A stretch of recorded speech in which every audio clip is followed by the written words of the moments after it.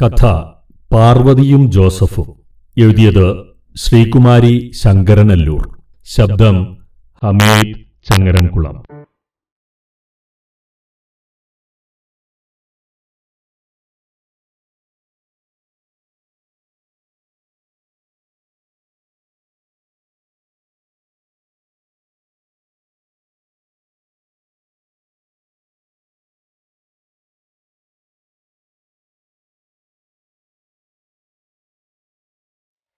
കുറവുകൾ കണ്ടാൽ പരിഹരിക്കേണ്ടേ?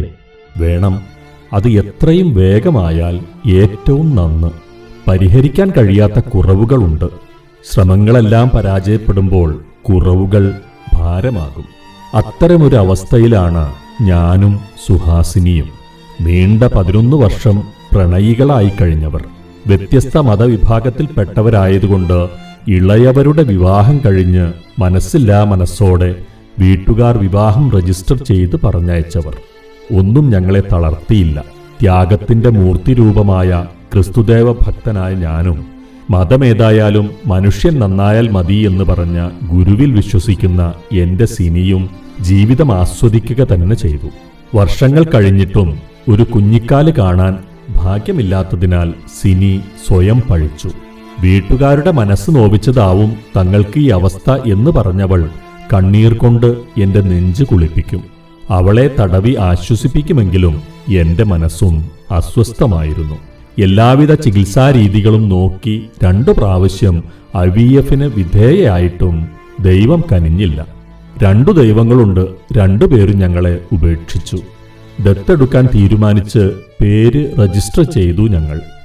ഒരു ദിവസം മാർക്കറ്റിൽ സാധനങ്ങൾ വാങ്ങി നടക്കുമ്പോൾ സിനിയുടെ സാരിയിൽ ആരോ പിടിച്ചതുപോലെ. അവൾ തിരിഞ്ഞു നോക്കി. ഏകദേശം 3 വയസ്സ് പ്രായം തോന്നിക്കുന്ന ഒരു കുട്ടി. അയ്യോ ജോയിച്ചാ! സിനിയുടെ ഉച്ചത്തിലുള്ള വിളി കേട്ട് ഞാൻ തിരിഞ്ഞു നോക്കി. കരഞ്ഞ കണ്ണുകളോടെ ഞങ്ങളെ നോക്കി നിൽക്കുന്ന ആൺകുട്ടി. 2 വിരൽ വായിൽ വെച്ച് നുണയുന്നുണ്ട്. ചുറ്റിനും നോക്കി ആരെയും കണ്ടില്ല. അടുത്തുള്ള കടക്കാരൻ പറഞ്ഞു, സാറേ, രാവിലെ മുതലേ കരഞ്ഞോണ്ട് നടന്ന അവൻ ആ ചക്കരപ്പായിൽ കിടന്ന് ഉറങ്ങുകയായിരുന്നു. ഇപ്പോഴാണ് എണീറ്റത്. ആരോ കൊണ്ട് തള്ളിയിട്ട് പോയതാ. ഉള്ളതിനെ തീറ്റിപ്പറ്റാൻ പാടുപെടുന്നു. പിന്നെ എങ്ങനെയാ സാറേ ഒന്നിനെ കൂടി? കൂടുതലൊന്നും ആലോചിക്കാതെ സിനി അവനെ ചേർത്തു പിടിച്ചു. ഞാൻ വേഗം ഒരു ഓട്ടോ പിടിച്ച് അവനെയും കൊണ്ട് പോലീസ് സ്റ്റേഷനിലെത്തി. വിവരമെല്ലാം പറഞ്ഞപ്പോൾ ശിശുഭവനിലാക്കാം എന്ന് ഇൻസ്പെക്ടർ പറഞ്ഞു. ഞാൻ സിനിയുടെ മുഖത്തേക്ക് നോക്കി. അവൾ കുട്ടിയെ എടുത്തു പിടിച്ചിരിക്കുന്നു. വിരലേമ്പിയിരിക്കുന്ന അവൻ എല്ലാവരെയും മാറി മാറി നോക്കുന്നു. സാർ, ഞങ്ങൾ ഇവനെ കൊണ്ടുപോയിക്കോളാം. ആരെങ്കിലും അന്വേഷിച്ചു വന്നാ അറിയിച്ചാൽ മതി. ഇവിടെ കൊണ്ടുവരാം. അവിടെ നിന്ന വനിതാ പോലീസും ഞങ്ങളുടെ അഭിപ്രായത്തോട് യോജിച്ചു. എല്ലാ പേപ്പറിലും ഒപ്പിട്ട് ഞാൻ തിരിഞ്ഞു നോക്കിയപ്പോൾ നിത്യസഹായ മാതാവിന്റെ കയ്യിൽ ഉണ്ണിയേശു ഇരിക്കുന്നത് പോലെ സിനിയുടെ കയ്യിൽ അവൻ ഇരിക്കുന്നു. 3 കൊല്ലമായി സണ്ണി ഞങ്ങളുടെ മകനായി വളരുന്നു.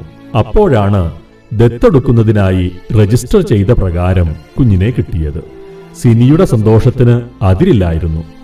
6 വയസ്സുകാരൻ സണ്ണിയുടെ കുഞ്ഞനുജത്തി മിനി. 2 മക്കളെയും താലോലിച്ച് വളർത്തി വരുമ്പോഴാണ് സിനി ഒരു സംശയം പറഞ്ഞത്. ആരെങ്കിലും സണ്ണിയോട് തങ്ങൾ സ്വന്തം അച്ഛനും അമ്മയുമല്ലെന്ന് പറഞ്ഞാലോ?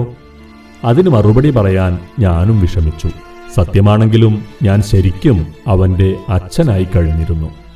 സണ്ണിക്ക് 12 വയസ്സായപ്പോഴായിരുന്നു ആ സംഭവം. ഫുട്ബോൾ കളിക്കിടയിൽ ഉണ്ടായ വഴക്കിൽ ആരോ തന്തയില്ലാത്തവനെ എന്ന് വിളിച്ചുപോലും. എന്റെ അപ്പൻ ജോയ് മാത്യു ആണെന്നു പറഞ്ഞ അവനെ കൂട്ടുകാർ കളിയാക്കി. കളിയാക്കിയവരോട് അവൻ തറപ്പിച്ചു പറഞ്ഞു, എനിക്കൊരപ്പനെ അറിയൂ. ആ അപ്പന്റെ കൂടെയാണ് ഞാൻ താമസിക്കുന്നത്. വേറൊരു അപ്പനെ എനിക്ക് വേണ്ടടാ. അതും പറഞ്ഞ് വീട്ടിലേക്ക് വന്ന് എന്നെ കെട്ടിപ്പിടിച്ച് അവൻ ചോദിച്ചു, ആര് വന്നാലും പപ്പ എന്നെ വിട്ടുകൊടുക്കുമോ? ഇല്ല, ആര് വന്നാലും എന്റെ സണ്ണിക്കുട്ടനെ ഞാൻ ആർക്കും വിട്ടുകൊടുക്കില്ല എന്നുറപ്പിച്ചു പറഞ്ഞപ്പോൾ അവന്റെ കെട്ടിപ്പിടുത്തം ഒന്നുകൂടെ മുറുകി. ഭാവിയിൽ തന്റെ മക്കൾ ഇത്തരം അവഹേളനങ്ങൾക്കിരയാകും എന്ന് കരുതിയാണ് ഞങ്ങൾ ആലപ്പുഴയിലേക്ക് ട്രാൻസ്ഫർ വാങ്ങിയത്. വിശാലമായൊരു പറമ്പിന്റെ മധ്യത്തിലുള്ള ഒരു വീട് ആദ്യം വാടകയ്ക്കായിരുന്നു. പിന്നീട് സ്വന്തമായി വാങ്ങി. ആരും പ്രതീക്ഷിക്കാത്തൊരു സംഭവമായിരുന്നു അത്. വീട്ടിൽ വേലയ്ക്ക് നിന്നിരുന്ന ലീലയുടെ ഭർത്താവ് പാമ്പ് കടിയേറ്റു മരിച്ചു. ഗർഭിണിയായ അവൾ നിത്യവും പോയി വരണ്ട എന്ന് കരുതിയാണ് സിനി അവളെ ഉരപ്പുപുരയിൽ താമസിപ്പിച്ചത്. ഒരു രാത്രിയിൽ കരച്ചിൽ കേട്ടാണ് ഞങ്ങൾ ഉണർന്നത്. പേറ്റുനോവെടുത്ത് അവൾ ഉറക്കെ കരയുന്നു. ഞാൻ വേഗം കാറിറക്കി. സിനി അവളെ താങ്ങി കാറിൽ കയറ്റി. ഹോസ്പിറ്റലിലെത്തി അരമണിക്കൂറിനുള്ളിൽ അവൾ പ്രസവിച്ചു. ഇരട്ട കുട്ടികൾ, ഒരാണും ഒരു പെണ്ണും. കുട്ടികളെ കാണിച്ച ഉടനെ തന്നെ നേഴ്സ് തിരിച്ചു കൊണ്ടുപോയി. കാരണം തൂക്കക്കുറവുള്ള കുട്ടികളായിരുന്നു. ലീലയ്ക്ക് ശക്തിയായ ബ്ലീഡിങ്. എന്റെ ഒരു സ്നേഹിതൻ ഡോക്ടറും അവിടെയുണ്ടായിരുന്നു. പക്ഷേ ലീല മരിച്ചു. 2 കുട്ടികളെയും നോക്കാൻ സിനിയെ ഹോസ്പിറ്റലിൽ നിർത്തി ലീലയുടെ മൃതദേഹം വീട്ടിലെത്തിച്ചു. ബന്ധുക്കൾ ആരും മുന്നോട്ട് വരാഞ്ഞതുകൊണ്ട് എല്ലാ ഉത്തരവാദിത്വവും ഏറ്റെടുത്തുകൊണ്ട് ശവം ദഹിപ്പിച്ചു. 15 ദിവസം കഴിഞ്ഞാണ് കുട്ടികളെ ആശുപത്രിയിൽ നിന്നും ഡിസ്ചാർജ് ചെയ്തത്. ഒരു ഹോം നഴ്സിനെ കൂട്ടുകാരൻ ഏർപ്പാടാക്കി തന്നു. 2 കുഞ്ഞുങ്ങളും സ്വന്തം വീട്ടിലെന്ന പോലെ വളർന്നു. സിനിക്ക് എന്നും എന്നോട് ചോദിക്കാനുള്ള ഒരു ചോദ്യമുണ്ടായിരുന്നു. ജോയിച്ചാ, ഈ 4 മക്കളുടെ സംരക്ഷണം ഏറ്റെടുക്കാനായിട്ടാവും ദൈവം എന്നെ പ്രസവിക്കാൻ സമ്മതിക്കാഞ്ഞത്. പാർവതി സുബ്രഹ്മണ്യനെ നോക്കിയ പോലെ. പാവം. ദുഃഖത്തിലും ആശ്വാസം നൽകുന്ന വാക്കുകൾ. അവളെ ചേർത്തു പിടിച്ചുകൊണ്ട് ഞാൻ ഓർക്കും.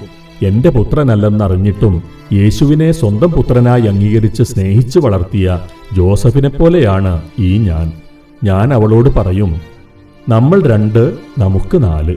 അത് കേൾക്കുമ്പോൾ ആ കണ്ണുകൾ നിറഞ്ഞു തുളുമ്പിയിട്ടുണ്ടാകും. എന്റെ സിനി ഒരു തൊട്ടാവാടിയാണ്.